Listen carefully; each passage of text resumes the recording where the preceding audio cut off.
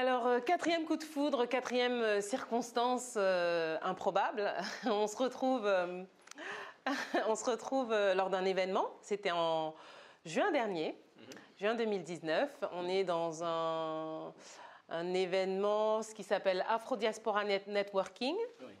Et donc ce jeune homme m'interpelle et me dit j'ai l'impression de vous avoir déjà vu quelque part. C'était ça ou c'est ma vision? Ouais. Je pense même que je t'ai tutoyé directement. Voilà, c'est ça, tout de suite. Direct. Il était en mode voilà, hyper familier.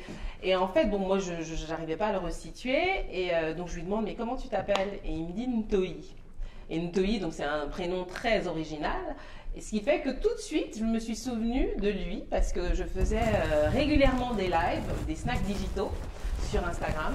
Et donc, il y avait certaines personnes qui étaient souvent là, qui interagissaient. Donc, Yvonne en fait partie, n'est-ce pas? Il y a des réguliers comme ça qui venaient régulièrement sur mes snacks digitaux et qui commentaient. Même Muriel également. C'est comme ça que tu m'as connue, non? Les snacks digitaux. Et donc voilà, et donc Ntoyi interagissait régulièrement. Donc son prénom, tout de suite, je me suis dit, ah mais oui, c'est vrai, on s'est croisés sur Instagram. Ouais. Et donc là, on a juste échangé quelques mots, et puis on a échangé nos coordonnées, et on s'est revus pour la Brown Sugar. Pour aller au cinéma. Pour aller au cinéma. Non, c'était pas pour... Mais c'était des films. Non, c'était pas pour aller au cinéma. On s'est revus pour boire un verre. Et après, il se trouve que j'allais au Brown Sugar Night avec ma sœur. Oui. Voilà. Et du coup, il s'est dit, voilà, avec ma petite sœur. Et donc, du coup, il a dit, ouais, j'ai rien prévu. Donc, bon, les films n'étaient pas incroyables, mais voilà. Bon, c'était... Si, c'était bien. Si, c'était bien. Voilà, c'est ça. Et donc voilà. Ouais, c'est des Brown Sugar Night, ça se passe au Rex. En fait, c'est une série de 2 ou 3 films afro-américains. Et donc c'est une ambiance particulière, etc. Donc il s'est joint à nous. Et depuis, voilà, il y a une connexion, il y a un truc, voilà, il y a un truc qui se passe. On est en phase, on boit beaucoup de thé ensemble, hein, à Boulogne. Et donc voilà, et donc c'est un personnage. Enfin, voilà, ah si, c'est un personnage. Il m'a invité à l'Olympia. Parce qu'il avait été nominé au Restart Award. Ouais.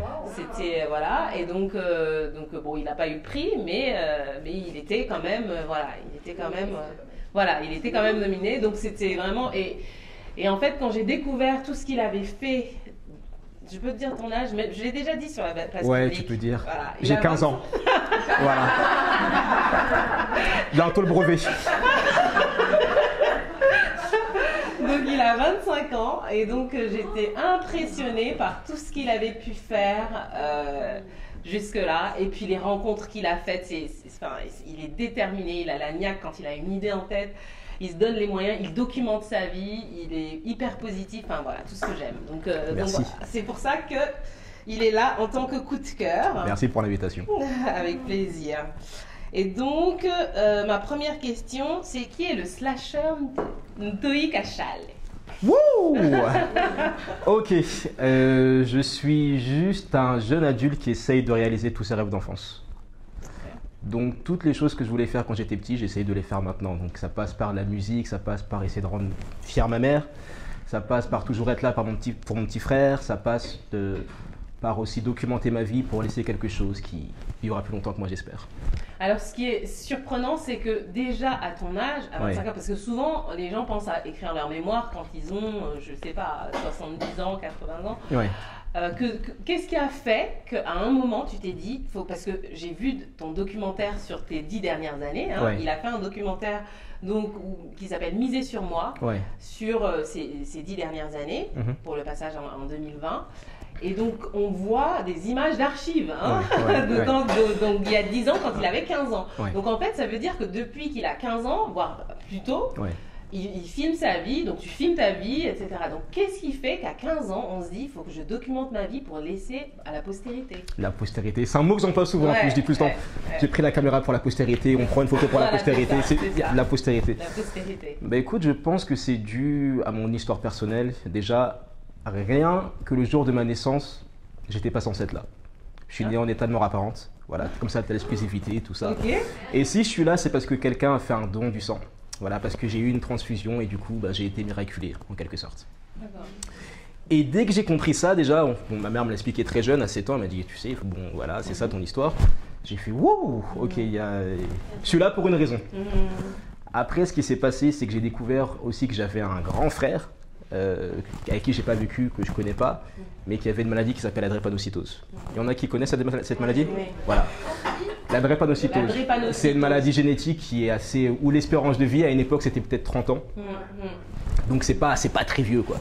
Et du coup j'avais ça en tête, je me disais ah ouais c'est vraiment précaire en quelque sorte la vie. Et en plus de ça, un autre élément qui s'est rajouté à ça, c'est qu'à l'âge de 11 ans, je suis parti en vacances au Canada. J'ai laissé mon petit frère, pour moi c'est ma vie, c'est mon bébé. Et je suis revenu, c'était une autre personne. Il parlait plus, il voulait plus manger, il voulait plus rien faire, il avait des crises de panique. Et il s'est passé un truc. On ne s'est pas expliqué. On est parti voir des docteurs, ils ont dit que c'était une sorte d'autisme, mais on ne sait pas, tu vois, parce qu'il faut mettre un nom sur tout. Donc du coup, on a dit, bon, c'est peut-être de l'autisme, ou voilà. Donc du coup, j'ai grandi avec ça. Du coup, j'ai été responsabilisé très tôt. J'ai été souvent seul quand j'étais enfant. Donc du coup, je me suis juste dit, bon, faut que je m'occupe, faut que je fasse des choses. Et c'est comme ça que l'envie de documenter ma vie est venue. Ok. Ouais. Ça... enfin, voilà. Franchement, je vous dis des choses. Je vous dis des choses. Ça reste entre nous, n'est-ce pas? Que ça reste entre nous. Je vous dis des choses que je n'ai jamais dit. Là pour le. Ça c'est l'effet Elisabeth. Alors, d'où te vient donc cette envie de faire de la scène? Parce qu'en fait, si on suit Ntoyi, on sait que son rêve, l'un de ses rêves, hein, j'imagine, c'est de faire la tournée des Zéniths. Et donc, il fait sa liste de to-do de chaque jour. Il coche les choses qu'il a faites. Et il dit, la dernière phrase, c'est les choses qui n'ont pas été faites. Redis la phrase. Chaque tâche non effectuée t'éloigne de la tournée des Zéniths. Voilà, chaque tâche non effectuée t'éloigne de la tournée des Zéniths. Ouais. Donc, son rêve, c'est la tournée des Zéniths. Donc, il fait toute une liste de tâches à faire pour se rapprocher de la tournée des Zéniths. Et donc, en dessous de sa to-do list, il y a toujours cette phrase, chaque tâche non effectuée, donc non cochée, l'éloigne de la tournée des Zéniths. Ouais. Donc, la tournée des Zéniths, pourquoi? Ça sonne bien ou pas? Oui, ça sonne bien. Ça sonne bien. Tu vas venir? Ah bah tu vois, tout le monde. Bah voilà. T'as déjà au moins 20 billets. Ah bah voilà, plus que 1800 à vendre. Voilà, c'est bien. Non. Pourquoi la tournée des Zéniths? Moi, je suis quelqu'un qui, je ne saurais pas l'expliquer, j'ai toujours été un grand passionné de musique. Il y a un artiste qui m'a passionné plus que les autres, très jeune, c'est Michael Jackson. Tu vois, les hi-hi, ha-ha, ho-ho. Bon, il fait pas ça, mais tous les cris, ça m'a toujours passionné, ça m'a toujours inspiré. Je me suis dit, c'est ça que je veux faire. Et je ne saurais pas expliquer rationnellement, je pourrais pas dire oui, c'était un travail où il y a vraiment des perspectives d'avenir. Et non, tu vois, surtout pas en plus. Donc, je me suis juste dit, let's go quoi. Et je me suis fait une lettre à moi-même, j'avais peut-être 7 ans, où j'ai écrit. Une lettre à toi-même? Ouais. À 7 ans? On fait pas ça normalement, mais bon. Non, mais si, voilà. Si, la preuve. Ah oui. Et à côté, j'avais fait une lettre d'amour aussi, mais tu vois, bon ça, voilà. Et du coup, dans la lettre, j'avais dit, ok, je vais faire ça, je vais faire ci, je vais faire ça. Et du coup, cette passion pour la scène, pour la musique, pour le spectacle, c'est quelque chose que j'ai depuis que je suis né, quasiment. D'accord, ok. Non, mais t'as bossé ton storytelling, là. Absolument pas. Arrête. Absolument pas. Non, franchement... Mon storytelling vient du cœur. N'est-ce pas? Ouais, non, mais ça se sent, hein, ça se sent. Ok, donc la tournée des Zéniths, et du coup, comment dans la tournée des Zéniths le podcast arrive? Parce que Ntoyi a un podcast qui s'appelle La Percée, donc qui était censé à la base raconter la percée de... Ouh, c'est toute une histoire en fait. Bon, il y a 2 ans, je me suis lancé un défi complètement taré, comme je m'en suis lancé encore plein d'autres après. Je pensais que c'était le pire de ma vie, mais en fait j'ai fait pire. Je m'étais dit, tu sais quoi, dans 1 mois et demi, je fais la tournée de la France. Donc j'avais rien, hein, tu vois, je me suis dit bon, je vais faire tout l'été, je vais tourner, je vais faire des spectacles et je me débrouille. J'ai pas de sous, mais on va trouver une solution. Et en fait... T'avais quel âge? J'avais 2 ans de moins. D'accord. Donc ça fait 23 ans. On fait des maths. Et en plus je suis fier, moi je fais 23, t'as vu, moins 2. Qu'est-ce qu'il y a? Et du coup, tourner, je me dis vas-y, on fait ça. Et je me suis dit que j'allais filmer tout simplement ce que je faisais, documenter comme je le faisais tout le temps. Sauf que je suis pas des meilleurs cadreurs et que parfois, à l'époque, j'avais pas encore bien appris. On a pu voir. Ah, tu vois. Sauf que à l'époque, je savais pas encore bien regarder dans la caméra, donc j'allais pas, je vais faire ouais, donc nanana, ou tu vois, j'allais cadrer sur mon front comme ça, et je disais bon tant pis, j'ai tourné, on sort comme ça, tant pis. Tu vois. Donc, certaines personnes se moquaient de moi, et du coup, je me suis dit bah, tu sais quoi, je vais faire un podcast. Je vais documenter ce que je fais en faisant un podcast. Au moins, je parle et ça va être simple. Et c'est comme ça que ça a commencé. Donc, à la base, le podcast, je l'avais appelé le show de Ntoi. D'accord. Très humblement. Très humblement, toujours. Ouais. Et après, je me suis dit, ouais, je sais pas, ça sonnait pas. Donc, après, je l'ai appelé la percée de Ntoi, toujours dans un esprit d'humilité. N'est-ce pas? Et après, je me suis dit, ah, c'est peut-être un peu trop humble. Oui, ouais. Du coup, je vais juste mettre la percée. Okay. Voilà. Du coup, je me suis dit. et voilà, la percée. Et du coup, c'est resté comme ça. Ouais, okay. Et en fait, parce que bon, pendant tout mon itinéraire en tant qu'artiste, j'ai fait beaucoup de choses. J'ai pu me retrouver très très jeune dans des tournages de clips, dans des trucs assez cool. Et j'ai développé un réseau du coup. Et je m'étais dit, bah, c'est pour être intéressant, bah, toutes ces personnes que je vois, parfois on va boire un verre, bah, de les interviewer pour laisser ça justement pour la postérité. Et c'est cool. Et c'est comme ça qu'a commencé le podcast. Et après, au fur et à mesure, ça a été d'un invité à un invité à un invité. Puis ça a grossi, c'est une expérience incroyable. Est-ce que tu peux nous citer des noms de personnes que tu as pu interviewer dans le cadre de ton podcast? De personnes qu'on connaît, qu'on pourrait connaître? Aujourd'hui, je devais avoir Vicage Dorazo, je ne sais pas si ça vous parle. C'est un joueur de football qui est candidat pour l'Amérique. Ah, elle a fait, ouais, on connaît. Tout ça. Ouais, on vous connaît. Hein. Voilà. Et donc, il y a Vicage Dorazo. Enfin, il devait y avoir, mais c'est reporté. Ouais. Il y a Olivier Cachin que j'ai fait, je ne sais pas si vous connaissez. Là, récemment, il y a eu Stan Leloup, dans le marketing. En fait, il y a beaucoup de... En fait, mon truc, c'est juste interviewer les gens qui me font kiffer, que je regardais quand j'étais petit. C'est juste ça. C'est juste ça le critère. Et toi, depuis que j'ai 6 ans, je te regarde à la télé. Maintenant, tu es assis à côté de moi. C'est trop cool. Et comment tu fais pour les voir, les rencontrer, justement? L'audace. Tout à l'heure, c'était Alice qui parlait d'audace. Ouais. C'est énormément d'audace. Et l'audace attire, ça t'apporte des opportunités incroyables. Et tout a commencé par de l'audace. Et maintenant, puisque j'ai une grosse liste d'invités, bah, c'est beaucoup plus simple. Je leur dis juste hey, j'ai eu telle personne que tu connais, j'ai eu telle. Il manque juste toi en fait. Qu'est-ce que tu fais, tu vois? Et c'est comme ça que ça se fait. Et maintenant, ce qui est intéressant, c'est que c'est pas toujours moi qui va chercher les personnes, c'est elles qui viennent. Ouais. Alors, tu parles souvent de la vision. La vision. Ça en a pour être la vision. Alors, c'est marrant parce que c'est là où on se rend compte du bon branding. Il y a des termes comme ça qu'on utilise tous. Hein. Je veux dire, la vision, c'est pas une marque déposée par Ntoi. Bientôt. Mais quand on parle de vision, même moi aujourd'hui, quand je parle de vision, quand j'utilise le mot de la vision, eh ben, je pense à toi, tu vois. Tu as réussi à le... C'est comme quelle belle journée pour être en vie. Ouais. Ça, quelle belle journée pour être en vie, c'est d'une Ntoi, quoi. Ouais. Voilà, donc la vision. Oui. C'est venu d'où? Pourquoi? Comment? Waouh. Mais ça, c'est encore quelque chose que je sais pas expliquer. D'accord. Mais la vision, c'est juste... c'est un mot que j'ai continué à répéter. À chaque fois que je faisais quelque chose, je me disais, ah ouais, c'est en accord avec la vision, c'est en accord avec la vision. Donc, par exemple... Bien manger, c'est en accord avec la vision. Faire du sport, c'est en accord avec la vision. Être ici devant vous, c'est en accord avec la vision. Et du coup, je commençais à le documenter tout le temps sur les réseaux sociaux. Chaque fois que je faisais quelque chose, je l'exagérais même parce que je connais le pouvoir de la répétition. Et du coup, les gens ont commencé à rattacher à la vision. Même maintenant, on m'appelle la vision. Je dis non, mais c'est pas ça mon prénom, t'es au courant. Et la vision. Voilà. Et du coup, ça vient de là. C'est juste un terme que j'ai employé pour représenter la chose après laquelle je courais. Ouais. Et c'est comme ça que c'est resté. Et alors du coup, tu l'as évoqué un petit peu, qu'est-ce que tu fais au quotidien pour vivre en accord avec la vision? Tu nous as dit quelques trucs, mais... Ouais, j'essaie de réaliser mes rêves d'enfance. J'essaie de laisser une trace de mon passage. Il y a Tupac Shakur, qui est un rappeur qui m'a beaucoup inspiré quand j'étais plus jeune. Il disait qu'il ne sera peut-être pas la personne qui va changer le monde, mais il veut inspirer la personne qui changera peut-être le monde plus tard. En toute humilité.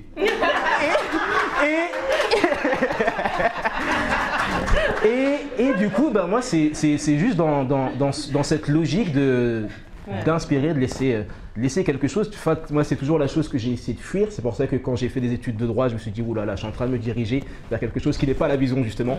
Comme disait, faut que tu penses à couper tes locks dans 1 an parce que tu seras, quand tu auras le diplôme, et ben, il faut que tu sois en costard cravate à la défense. J'ai fait, oh, c'est pas la vision. Voilà. C'est pas la vision. Et du coup, ben, tout ce que je fais, et je crée beaucoup, tu vois, j'ai écrit un livre, j'ai fait plus de... Aujourd'hui, c'était le 150e épisode de podcast que je sors. J'ai sorti un album, il y en a un autre qui va arriver bientôt. Voilà, vous avez l'exclusivité aussi. Et du coup, c'est toujours dans une logique de laisser des choses qui restent en fait. Parce qu'un jour, la sexy qui toquant sera partie, il n'y aura plus rien du tout. Non, elle est là tout le temps. C'est la sexy qui toquant, c'est dans les veines. Ah, et oui, ça c'est un autre mot encore. La sexy qui toquant. Ça sera parti, le corps va vieillir et je veux laisser des choses qui vieillissent pas, quoi. Ouais, ok. Alors, la question qui fâche. Ouais. Si demain on te dit t'es pas assez doué pour faire la tournée des Zénith, t'es pas assez doué pour faire ton album et en vivre, t'es pas assez doué, Ouais, quoi. ouais. Qu'est-ce que tu dis? Qu'est-ce que tu renvoies à ces gens-là? C'est pas la vision. Quels sont les challenges que tu as pu relever ou en lien avec ça ou pas? Elisabeth, je vais te dire quelque chose. Je suis sur Internet depuis que j'ai 14 ans. Je m'expose constamment, je mets tout le temps des vidéos. Ma première vidéo que j'ai publiée sur YouTube, j'étais en pyjama. Et pas un pyjama à Marseille et nanana. Un pyjama, la chemise bleue, tout ça. J'étais en chaussettes avec une casquette New York et ça n'avait aucun sens. Mais je me suis dit, ah, ce YouTube, c'est peut-être intéressant. Je me suis pris des critiques mais dès le début, on m'a dit, ouais, non, mais qu'est-ce que tu fais? T'es pas doué. On peut dire des gros mots ou pas? Oui, on n'est pas aux États-Unis, il n'y aura pas de bip. T'as un balai dans le cul, enfin, par exemple, parce que je danse aussi. Et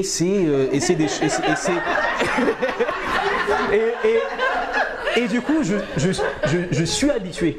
Je suis habitué. T'es habitué, donc t'es blindé. Je suis blindé de fou. Après, on est tous humains et on a tous des choses qui peuvent te blesser et des doutes. Mais maintenant, moi, je suis quelqu'un qui croit énormément en l'indépendance, en l'autoproduction. Et le monde est en train de changer. Internet, c'est une bénédiction. Et juste si on me dit que je suis pas doué, je vais dire, bah écoute, je vais faire mes sous. Je vais louer FinCoach ou je vais louer une salle et je vais la remplir moi-même. Pourquoi pas? Qu'est-ce que vous en pensez? Et nous, on sera les premiers. On serait 20. Voilà. Et ce sera le plus important. C'est juste ça. Il y aura toujours des personnes. Même Michael Jackson, qui est pour moi, tu vois, qui est une des personnes les plus talentueuses de ce monde. Il y a des gens qui disent, ouais, ah, Michael Jackson, moi, j'aime pas trop. Michael Jackson. Tu vois. Donc moi, il y aura toujours ces personnes-là. Et c'est bien parce que ces personnes-là, elles te poussent à te surmonter. Moi, quasiment toute ma vie, on m'a dit, ouais, tu pourras pas faire ça, tu pourras pas faire ça, tu peux pas faire des études de droit et faire un concert, de la musique en même temps. J'ai pu le faire vraiment. Toutes les choses, on m'a dit, tu peux pas le faire, j'ai fait. Ah, je vais le faire. Ouais. Et justement, si vous voulez voir à quel point il en a juste rien à faire de ce qu'on peut dire de lui ou quoi, normalement sa story elle est encore en ligne. La dernière story avec ton magnifique bonnet. Ah, ok. Donc yes. Voilà. Donc je vous invite à aller sur son Instagram pour voir une Toyi qui n'a rien à faire de ce que le monde peut penser de lui. Ouais. Mais maintenant le problème, c'est que ma mère a rejoint Instagram. Ah. Et ça, c'était pas la vision. Et du coup, elle me dit, mais pourquoi est-ce que tu portes ton bonnet pour dormir, ton bonnet de nuit sur... Mais je dis, bah, je sais pas. Parce que... Voilà, la vision. Et du coup, bah, ça change un peu la donne, mais du coup, je dis, bon, bah écoute, tant pis. Donc ça va modifier ta façon d'être présent? Non. Non? Non. D'accord. Faudra qu'elle s'habitue, quoi. Ouais, bah c'est au bout d'un moment. D'accord. Ok. Tu vois, c'est pas comme si j'étais en train de faire des bêtises. Oui, c'est clair, c'est clair. Alors donc, du coup, la dernière question, révolutionner sa vie avec passion, pour toi, ça veut dire quoi?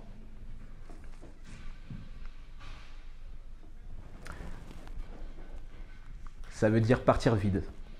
Partir vide? Ouais. Ça veut dire quoi?